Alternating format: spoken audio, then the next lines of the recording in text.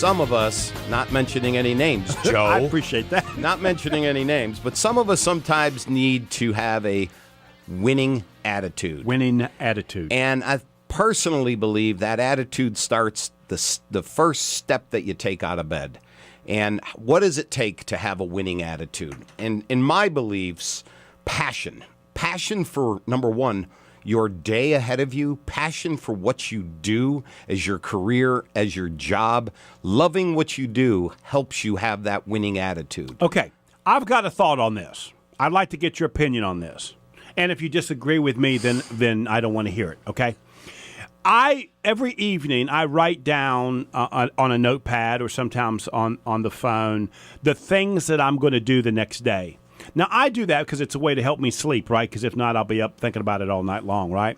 But it also works towards what you're suggesting, which is this positive comfort, this feel, right? This passion. As soon as I get up in the morning, I know what I'm going to do, right? I know the first 2 phone calls I'm going to make. I know the 2 or 3 emails that I'm going to send out. Sure. And that really does send me in what I believe to be sort of a positive action mode first thing in the morning. You okay with that, or are we going to argue about that? No, I'm not arguing right now on that topic because I think it's very true. Number one, what you're stating is you're being prepared for your day.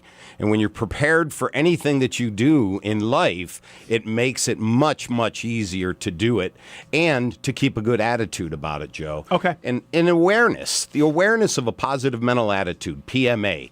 It is so important to take awareness and take ownership in you having a positive mental attitude. There's several ways of doing it, and being engaged, like you're talking about, in what you do. Being engaged in what you do is so important. Having a direction is so important. I just think they're great fundamentals for any business person. They're great fundamentals for anybody, not even in business, right? Just anybody, to have a positive impact on our world today and do it in a way where you do it with a smile, Joe. Okay, so what's so positive about you bothering me by ringing that bell? There's nothing positive about that. That was uncalled for. Joe, you were out of line again. Okay? So we're going to coach you through this. We're going to work with you on all of this, and we're going to improve that attitude adjustment that you need, buddy. Okay. All right. So I'm just saying. We got a new board operator, and he's over there smiling. He's liking this. He's probably, yeah, he's liking it, and I think he wants to say a word or two to you, Joe. You know, I think No, he's not allowed to talk. Come on, give the guy.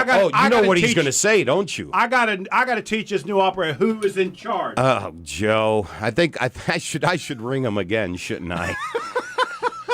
We're all in charge, Joe. Remember, it's your team that makes you, buddy. It's your team. Oh, okay. Are you done with your article? Because Well, I feel like the article's about chapping on me. If you give me a little more time, I'll be glad to continue on with it, Joe. There's a lot of topics with this. Yeah, let's do a few. Okay, so another thing about having and creating a good attitude is to pay things forward. When you pay it forward, it makes, even though you're doing something good for somebody else, you get the reward. So remember, paying it forward is something that I believe is so important in our world today. Also, positive mental attitude has to do a lot with, and a lot of people relate it back to their goals, the goals in life.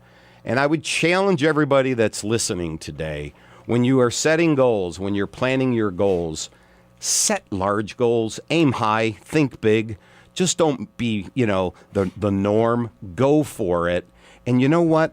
Everything that we do matters. Everything. It's interesting, and it's fun having this conversation with you about goals, because you and I have known each other for years, right? So you and I have watched each other grow, and our businesses grow.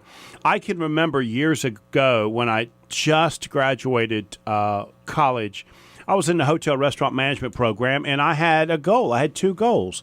I wanted to own a restaurant, and I wanted to own a home on the lake. And I've told people this for years. That goal was too small. I mean, and I don't say this like, Donald Trump bragging. I mean, I had that by 30, probably less than that, right? The problem was I didn't have another goal. And so my mind was so thinking so small about the goal that I had, right? That once I achieved it, then kind of stalled, until you figured out what the next thing. So I love the statement. Please think bigger, because I promise you, if you really will think bigger and get up in the morning to move in that direction, those goals, they will start to get smaller and smaller. They get small, and people put small goals because they don't want to fail with a goal. But I encourage everybody to set a high bar with their goals. I know there's a gentleman that we're going to be talking to today that set some goals. And well, boy, did he do a good job.